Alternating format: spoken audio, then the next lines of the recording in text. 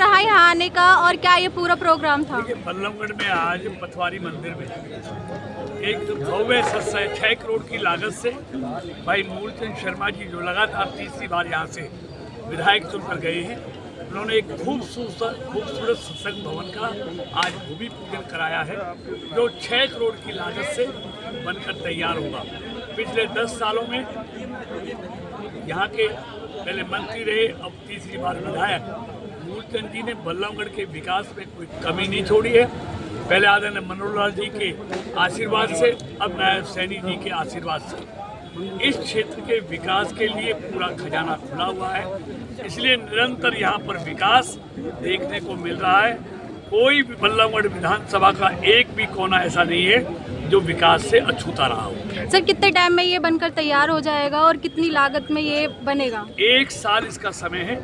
1 साल में ये भव्य सत्संग भवन 6 करोड़ की लागत से बनकर तैयार है। सर, ये जल्दी में पहलगाम का मामला सामने आया है, आतंक पर मंगले शिवे सर्वार्थ साधिके शरण्ये त्र्यंबके गौरी नारायणी नमोस्तुते शरणागत दीनार्थ परित्राण परायणे सर्वस्यार्थ हरे देवी नारायणी नमोस्तुते सर्वस्वरूपे सर्वसे सर्वशक्ति समन्विते।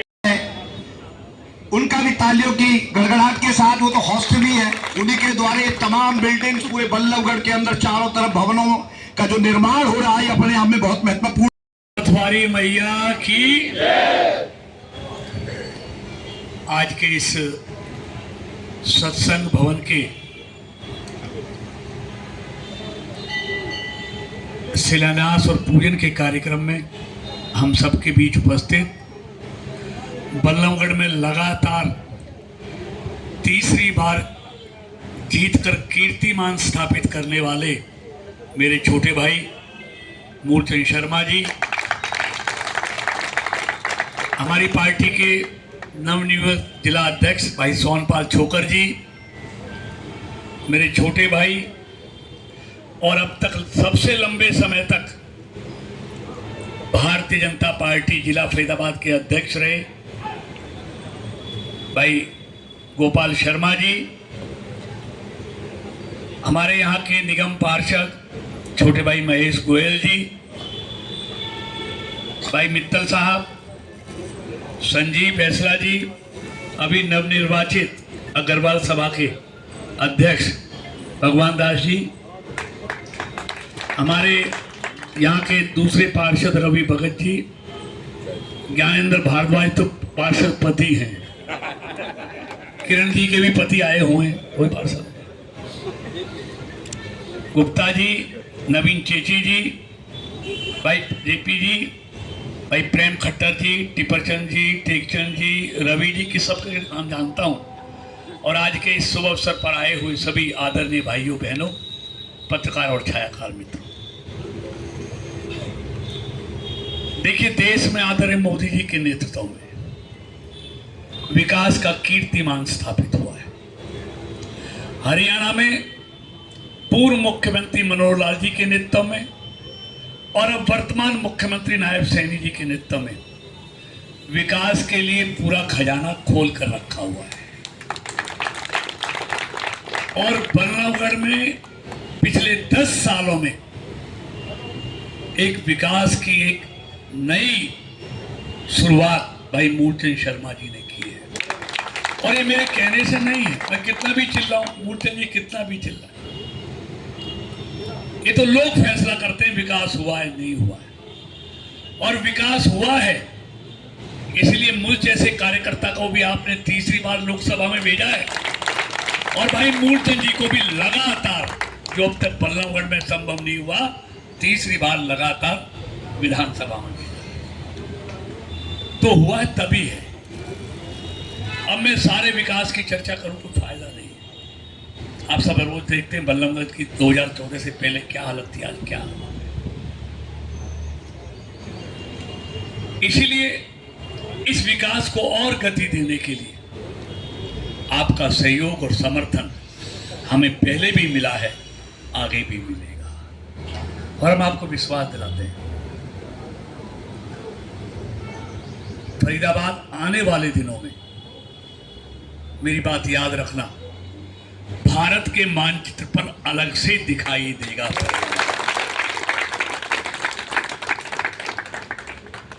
हर क्षेत्र में फरीदाबाद आगे बढ़ेगा और कनेक्टिविटी में तो हरियाणा में फरीदाबाद और पलवल का कोई मुकाबला ही नहीं कर पाएगा।